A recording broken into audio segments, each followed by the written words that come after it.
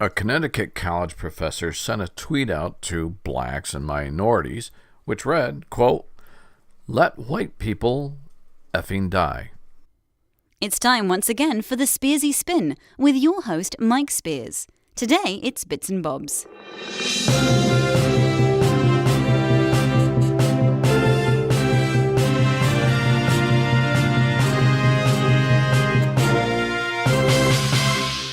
Well, it's been over a week since a gunman attacked over a dozen Republican Congress members.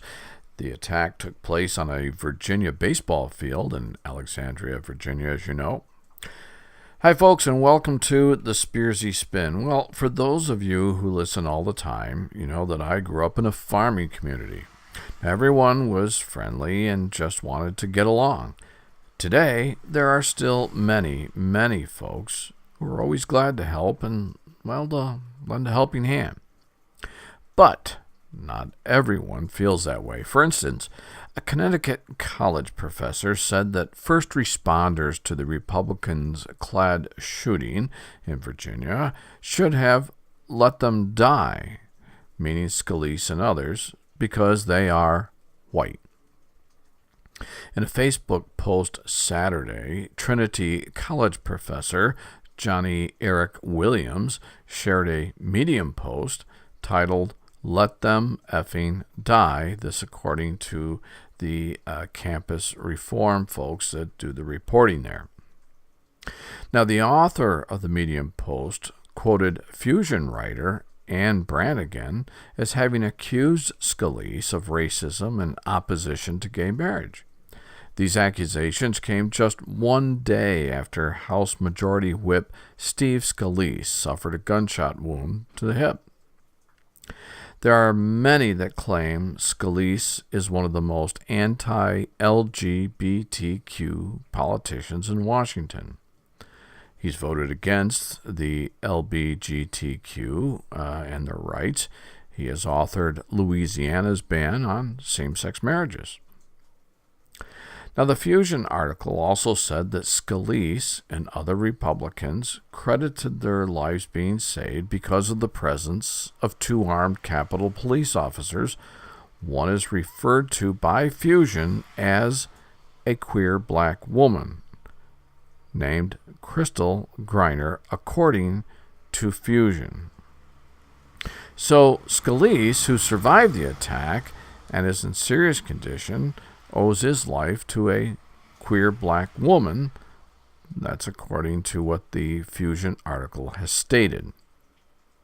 The other Capitol Police officer, who is black, is being credited with saving lawmakers' lives as well, and his name is David Bailey. The Medium post that Professor Williams shared on Facebook was concealed under a pen name of sorts as Son of Baldwin. In this post, the professor urged blacks and other minority citizens to let white people die if they are ever in need of help. Quote, "If you see them drowning, if you see them in a burning building, if they are bleeding out in an emergency room, if the ground is crumbling beneath them, if they are in a park and they turn their weapons on each other, do nothing." End quote. Quote, "Least of all, put your life on the line for theirs, and do not dare think that doing so," meaning putting your life on the line for theirs, "gives you reason to feel celestial. Save the life of those that would kill you is the opposite of virtuous.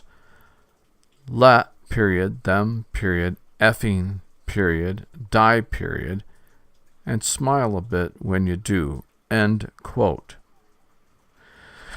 But the good Trinity College professor Williams didn't stop there. Quote, "It is past time for the racially oppressed to do what people who believe themselves to be white will not do. Put an end to the vectors of their destructive mythology of whiteness and their white supremacy system." End quote. Quote, "Let them effing die." End quote. Williams wrote, again, according to the campus reform. Howdy. I was born in California. Been chasing cows and gold prospecting most of my life. Reckon I've done all right. Made more money than 4-pack mules could carry. But all that money means squat if the country you're living in is headed downstream to the falls on the Niagara. What happened to this country? Protesting, fighting, killing, folks offended by words, college kids getting safe spaces in their buildings to go to when life scares them. They get chocolate milk and told everything will be just honky-dory. A safe space in college? What in tarnation's that about? That makes as much sense as putting tits on a chicken. Look, I don't have any answers here about America today, but my friend Mike Spears does. Why, he's got the education, the background, the grit, and does a fair job speaking too. He's got himself a show called The Spearsy Spin. If Mike tells you something on his show, y'all can take it to the bank. Well, these here cows ain't gonna drive themselves to Dodge City, so I reckon I best be moving along. Best you start listening to The Spearsy Spin with Mike Spears. Ha!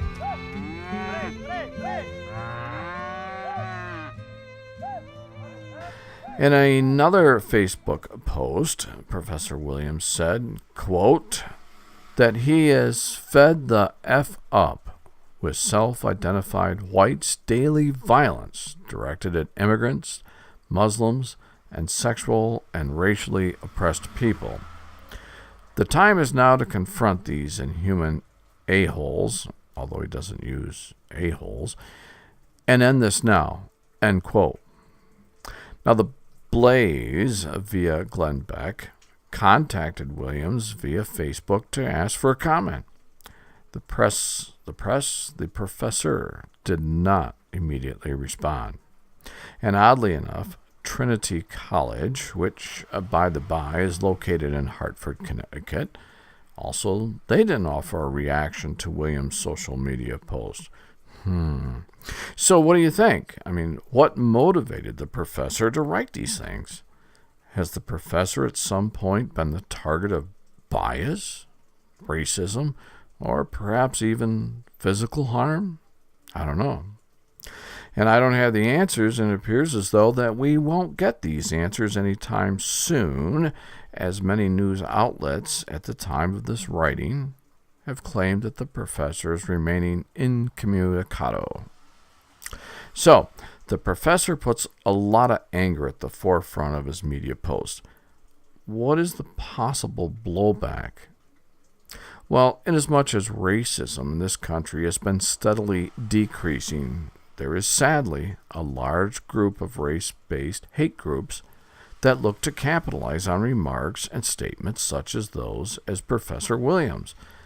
But then there is a secondary trigger to why a college professor would make these assertions. As much as race is alive here in the United States, meaning racism, of course, it must be noted that the racial pendulum swings both ways. Meaning, simply this: I would be remiss as the host of this show if I did not point out the fact that extreme racial division has and will cause episodes of both verbal and physical altercations. Simply stated, the streets become more motivated by hate and driven rhetoric, and people, black and white, get hurt, maimed, and even killed. Coming up next, and caught on a tape, a Democratic official says he's glad Steve Scalise got shot. We'll have more on this in just a moment.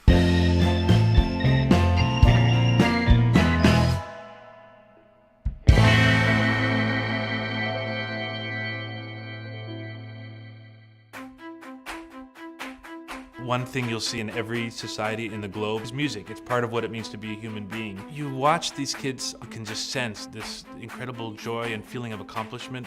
You just can't imagine that school was at one time silent without any music. When I sing, it makes me feel happy. Every trouble I have, it just brushes away. Music lets me express myself. My life would be really boring without music. It's like, wow, we did that?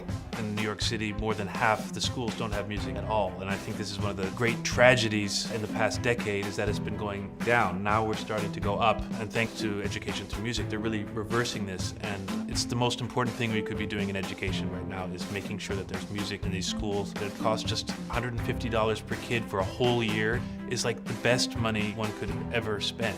It's changing these kids' lives and making them better people. It's going to make our city a better place. Subscribing to the Spearsy Spin is easy peasy lemon squeezy. Just click the subscribe button. Phil Montag, a Nebraska Democratic Party official, was removed Thursday from his post after a taped tirade of him yelling about the shooting of Congressman Steve Scalise, saying he wished Scalise were dead. We have held off releasing today's show here on the Spearsy Spin as we've been debating whether or not to release the audio of Mr. Montag's tirade. Now, it's been decided to run the audio of Phil Montag in its original capture, but please know the language is horrible and it's not for young ears. Again, this audio contains adult language and is being presented only to illustrate the point. Now, we apologize to those of you who are sensitive to vulgarity. We normally never allow cursing on the show, but in the interest of news, the powers that be have decided to include the clip without editing. Here, then, is the clip with Phil Montag. Right now. So what is it that you want to do? Let me tell you, that motherfucker is the one that was shot, the Scafey guy. I mean, that guy, what's his name, Scalise? I really don't want you to deflect right now. No, this motherfucker, like, his whole job is, like, to get people, convince Republicans to fucking kick people off fucking health care. Okay. We know all of this. I hate this motherfucker. Yeah. We know all of this. I'm Phil, fucking glad he got shot. we've laid in I'm our... glad he got shot. So then Dude, say I'm not gonna but- fucking say that in public. You don't have Well, to say then that what in are you public. saying it to us Say for? something. Say something. What are you telling us for? I wish he was fucking dead.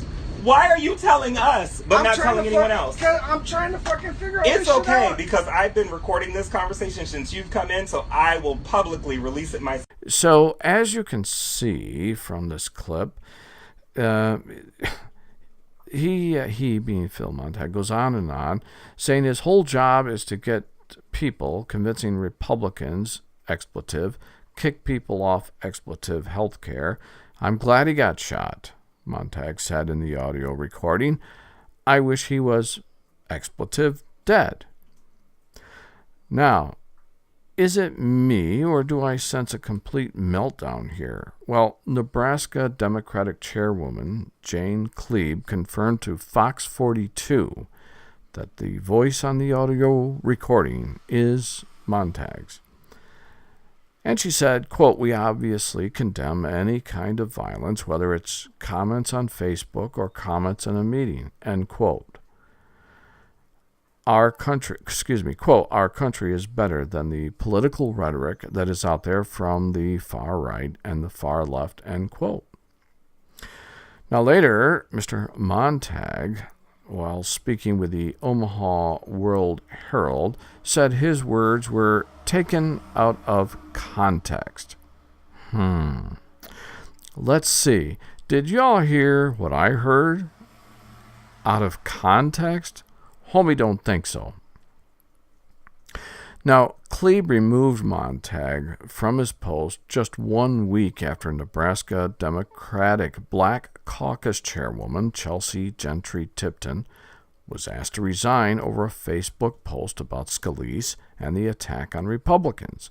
She did not. Now, this would be a good place to stop and say, good job. Good job. You see, because the Democrats here are policing themselves. And they are removing those folks who have this type of demeanor. And they're saying, we don't want that. You people have to go. And I applaud them for that. And I would suspect and I would expect the situation were reversed, Republicans would do the same thing. Now, Gentry Tipton had posted in a thread about the shooting, quote, watching the congressman crying on live TV about the trauma they experienced. Why is this so funny, though? End quote. And that is a quote from Gentry Tipton as recorded and entered by the Omaha World Herald. Well, later in the same thread, she reportedly stated, quote, the very people that push pro-NRA legislation in efforts to pad their pockets with complete disregard for human life. Yeah, having a hard time feeling bad for them, end quote. Okay, now, folks, this is what I've talked about for years. There is many liberals, but not all liberals, with this deep-seated hate that remains unsubstantiated for about 80% of the country. They don't get it. Now, I've had some very good debates with folks on the left with strong back and forth, but I have also been verbally attacked by some liberals and even threatened with physical violence. Well, speaking of people with problems, Johnny Depp is certainly having his share. When we come back, we'll tell you what's going on and why Johnny Depp may soon disappear from the movie marquee. Blimey, you're still listening? Hi, this is Peter Griffin. You probably seen me on TV and stuff. Lois says that I ain't got no culture, and I'm just a slob that works at a brewery. Well, I'll show her. I started listening to this fella, Mike Spears, in this show called the Spearsy Spin. Now, if anybody's got culture, it's them there Jews. I wonder if Mike wears a yarmulke when he's doing the show. Well, time to meet Quagmire and Joe at the Clam. Now they can listen to Mike Spears and the Spearsy Spin and get culture too.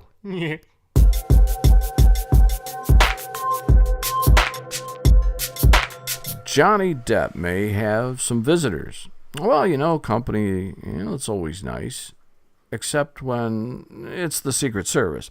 You see, it appears as though the illustrious Captain Jack Sparrow has been making Trump assassination comments. Of course, there is the issue of his now ex-wife, who has divulged the family secrets of abuse at the hands of then-husband Johnny. Recently, those close to the actor have commented that Johnny Depp's erratic behavior suggests that he's in full breakdown. Speaking of erratic behavior, he joked during an appearance recently about assassinating Donald Trump, going so far as to ask, quote, when was the last time an actor assassinated a president? Maybe it's time, end quote. Meanwhile, Deadline Hollywood claims that Depp's team was aware that he had gotten physical with ex-wife Amber Heard. Heard claimed Depp abused her during their relationship. And, well, the two settled their divorce last year, with Heard reportedly receiving $7 million from Johnny Depp. But now Depp's serious financial woes have also been made more public here in the recent months. Still more legal documents have been published by Deadline recently, revealing that Depp may possibly be broke. He was advised by his managers that he should sell his private jet and fly commercial, to which Depp responded some time ago regarding the plane situation. I don't have all that many options at the moment. A commercial flight with paparazzi in tow would be an effing nightmare of monumental proportions. So, Johnny is suing his business managers at TMG. He has hired new business managers, while TMG has just launched a $4.2 million lawsuit against Mr. Depp for monies owed them. and the mess will be unraveled in court. Do you think the case will be heard by Captain Barbosa? No, I'm just saying. Hey, now you know what we think, but we would like to know what you think, so please visit us at thespearsyspin.blogspot.com and leave us your message. Remember, there are 7 seas, but only one world. Make it better for just one person today. You'll feel better for it. Hey, we will see everybody on Wednesday. As always, thanks, folks. Again, we continue to get lots and lots of emails. I'm sorry, I can't get back to everybody. I try really hard, but thank you so much for all the positive stuff. Thanks a lot. See you Wednesday. Well, Mike has once again delivered a jolly good show. Bob's your uncle.